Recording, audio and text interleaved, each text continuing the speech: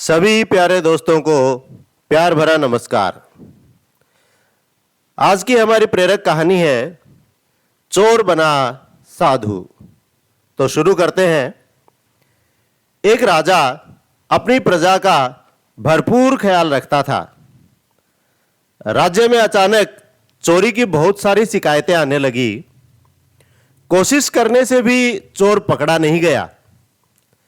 हारकर राजा ने ढिंढोरा पिटवा दिया कि जो भी चोरी करते पकड़ा जाएगा उसे मृत्युदंड दिया जाएगा। सभी स्थानों पर सैनिक तैनात कर दिए गए।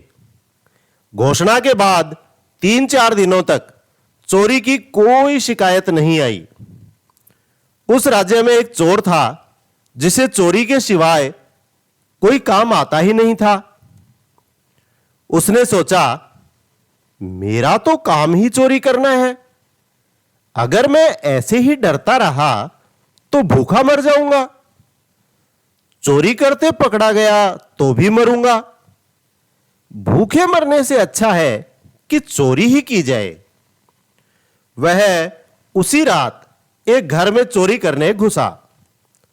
चोर की आहट से घर के लोग जाग गए और शोर मचाने लगे। शोर होने पर चोर भागा। पहरे पर तैनात सैनिकों ने उसका पीछा किया। चोर जान बचाने के लिए नगर के बाहर भागा। उसने मुड़ के देखा तो पाया कि कई सैनिक उसका पीछा कर रहे हैं।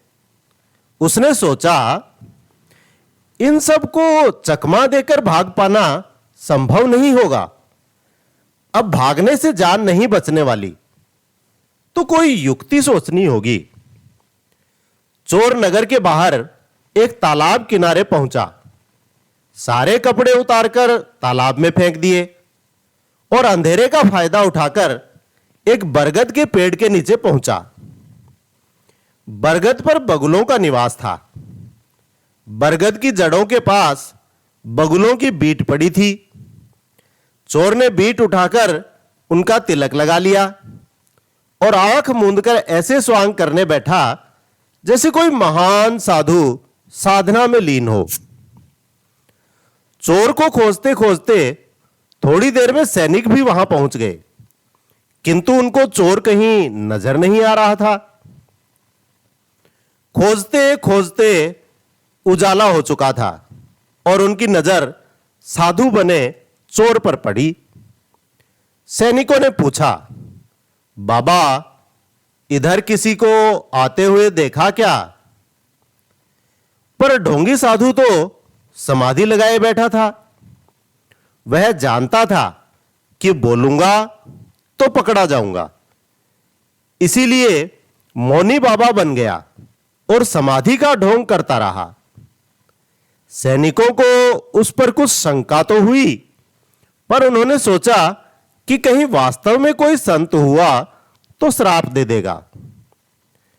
आखिरकार उन्होंने छुपकर उस पर नजर रखना जारी रखा।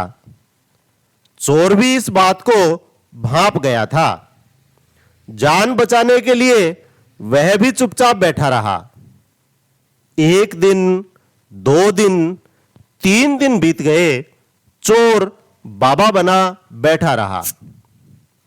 नगर में चर्चा शुरू हो गई कि कोई सिद्ध संत न जाने कितने समय से बिना खाए पिए समाधि लगाए बैठे हैं।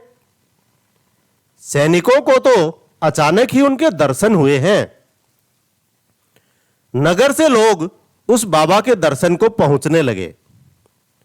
भक्तों की अच्छी खासी भीड़ जमा होने लगी। राजा तक यह बात पहुंच गई। राजा स्वयं दर्शन करने पहुंचे। राजा ने विनती की कि आप नगर में पधारें और हमें सेवा का मौका दें। चोर ने सोचा कि बचने का यही तरीका है। वह राजकीय अतिथि बनने को तैयार हो गया। सब लोग जयघोष करते हुए नगर में ले जाकर उसकी सेवा शुश्रूषा करने लगे। लोगों का प्रेम और श्रद्धा भाव देखकर ढोंगी का मन परिवर्तित हो गया। उसे आभास हुआ कि यदि नकली संत बनने से इतना मान सम्मान मिलता है तो सही में संत होने पर कितना सम्मान मिलेगा। उसने पूरी तरह अपने आप को बदल लिया और चोरी कर्म छोड़कर सन्यासी हो गया। कहानी का सार: संतों का परिवेश और भाव इंसान में अभूतपूर्व बदलाव ला सकते हैं। डाकू रत्नाकर को गुरु से प्रेरणा मिली और उन्होंने आदि कवि वाल्मीकि बनकर रामायण की रचना कर डाली। अपने परिवेश और मन के भावों को बदलकर असंत भी संत बन सकता है। अपने मन, वचन और कर्म शुद्ध बनाइए, विकारों का पलायन स्वतः आरंभ हो जाएगा।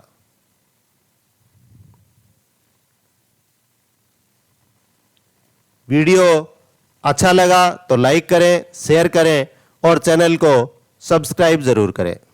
धन्यवाद। जय हिंद।